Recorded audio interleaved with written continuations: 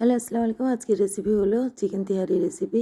ইফতারিতে যখন সময় না থাকে ঝটপট এটা বানিয়ে নিতে পারেন।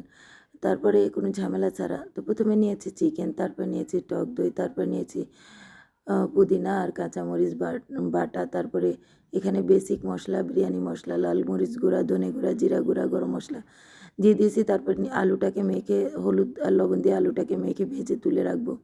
তো দেখতে পাচ্ছেন আমি আলুটাকে একদম লাল করবেন না, হালকা ভেজে আমি তুলে রাখবো। তো যারা লাল খেতে চান তাহলে আপনারা ওইভাবে ভাজবেন। তারপরে নিয়েছি গোটা গরম মশলা।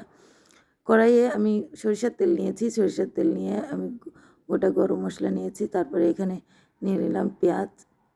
পেঁয়াজ আপনি ইচ্ছে মতন দিতে পারেন। তো পেঁয়াজ লাল হওয়ার পর কিছুটা তুলে রেখেছি। তারপরে দিয়ে দিলাম এই ম্যারিনেট করা চিকেন। আমি চিকেনটাকে কমপক্ষে আধা ঘন্টা ম্যারিনেট করেছি। আপনারা চাইলে বেশি সারা রাতের জন্য ম্যারিনেট করে রাখতে পারেন, তাতে চিকেনে মশলা ঢুকবে, চিকেনটা অনেক স্বাদ হবে। তো প্রথমে এখানে আমি চিকেনটাকে ভুনে নিয়েছি। যতক্ষণ না চিকেন তেল ছেড়ে দিয়েছে ততক্ষণ আমি এভাবে সুন্দরভাবে চিকেনটাকে আমি ভুনে নিয়েছি। তারপরে ঢেকে একটু সিদ্ধ করে নিয়েছি। সিদ্ধ করার পর দেখতে পাচ্ছেন হয়ে গিয়েছে। আমি এখানে এখন তুলে রাখবো। তুলে রেখে আমি এই যা মশলা আছে এর ভিতরে আমি একটু এখানে গরম পানি দিব। গরম পানি দিয়ে তো দেখতে পাচ্ছেন আমি গরম পানিটা দিয়ে দিয়েছি। চাল যতটুকু নেবেন তার ডাবলের চেয়ে একটু কম গরম পানি দিয়ে দিবেন। তারপরে দিয়ে দিলাম চাল। চালটাকে আমি এই মশলার পানিতে সিদ্ধ করে নিব। তো তারপরে দিয়ে দিব কাঁচামরিচ, তারপরে দিয়ে দেবো লেবু, কেওড়া জল, লবণ এগুলো দিয়ে ঢেকে চালটাকে সেদ্ধ করে নিব।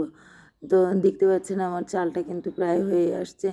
এখানে ঢেকে আমি মাত্র ৫-৭ মিনিটই এটা হয়ে গিয়েছে। আমি চালটাকে আগে থেকে ভিজে রেখেছিলাম। ২ ঘন্টার জন্য ভিজে রাখবেন, চাল তাড়াতাড়ি হয়ে যায়। তারপরে দিয়ে দিলাম এই চিকেনগুলা। তারপরে এই যে ভাজা আলুগুলা দিয়ে দেবো। তো এখানে সব কিছু দিয়ে তারপরে এইভাবে ঢেকে আমি আধা ঘন্টা একটা মোটা পাত্রে ঢেকে রেখে দেবো। এইভাবে দেখতে পাচ্ছেন আমি চারপাশে এইভাবে সিল করে দিয়েছি। তারপরে দিয়ে দেবো উপর দিয়ে ঘি। ১ টেবিল চামচ ঘি দিয়ে দিবেন। তারপরে একটু হালকা পেঁয়াজ বেরেস্তা দিয়ে ঢেকে রেখে দিবেন। ঢেকে রেখে দিবেন অনেকক্ষণ। তো আধা ঘন্টা মতো ঢেকে রেখে দিলে দেখতে পাচ্ছেন এটা কতটা সুন্দর হয়েছে। তো দেখতে কতটা লোভনীয় লাগছে। আপনি ইফতারে এই চিকেন তেহারিটা রাখতে পারেন। খুবই ঝটপট এবং তাড়াতাড়ি হয়ে যায় ঝামেলা ছাড়া। তো দেখতে পাচ্ছেন। তো এখানে আমি সার্ভ করব। তো এখানে আমি সার্ভ করছি। তো দেখতে পাচ্ছেন একদম সুন্দরভাবে ঝরঝরা হয়েছে। তারপরে দিয়ে দিলাম পেঁয়াজ বেরেস্তা, সব কিছু দিয়ে পরিবেশন করবেন।